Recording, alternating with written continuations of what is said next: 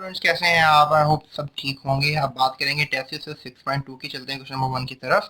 Does the percentage calculation require the chemical formula of solute.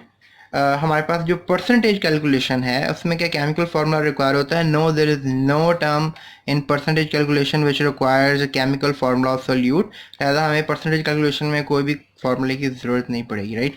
सो अभी light चली गई है जस्ट बिकॉज कि मेरा मोबाइल काफ़ी हीटअप हो गया हुआ, दैट्स ऐसा हुआ। तो डोंट वरी, आई होप आपको सही नज़र आ रहा होगा। Let's move to the second question. Why is the formula of solute necessary for the calculation of molarity of solution? The term number of moles of solute involved in the formula of molarity, आप देख सकते हो molarity का formula ये है। So number of moles of solute over the volume of solution in decimeter cube. So in order to calculate the number of moles of solute we need the formula mass, which is calculated as chemical formula of solute. So number of moles के लिए क्या होता है? mass in grams over the formula mass। अगर आपने moles निकालने हैं, so over here अगर आप सोल्यूट के मोल्स निकालना चाहते हैं तो this is the formula to do this. So this formula of solute is necessary for calculation of molarity of solution. क्योंकि अगर आपको किसी भी फार्मूला का पता नहीं होगा, अगर आपको फार्मूला नहीं पता होगा तो आप मोल्स नहीं निकाल सकते। अगर आप मोल्स नहीं निकाल सकोगे तो definitely it will not be a helpful thing. Let's move to question number 3. What do you are asked to prepare 15% mass solution of a common salt.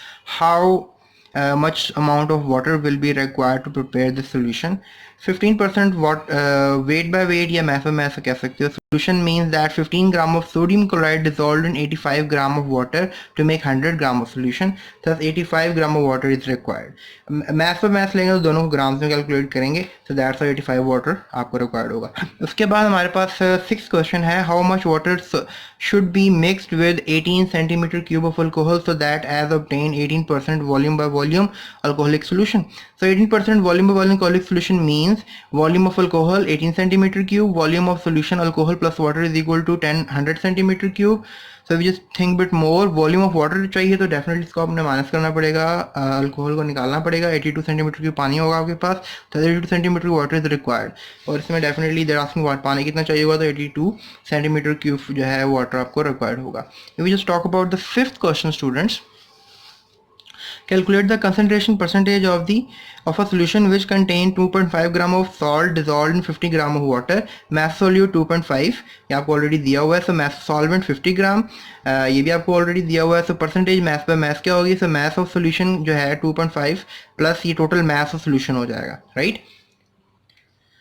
So percentage mass by mass कैसे निकालेंगे? mass solution in grams over the mass of solution solute in grams over mass solution in grams into 100। तो 2.5 आपका mass of solution था, और sorry mass of solute था, और mass of solution आपको 52.5 था, और दोनों को आपने डिवाइड करके 100 से मल्टीप्लाई किया तो ये परसेंटेज आ गई। परसेंटेज क्या थी वो आपने बता दी।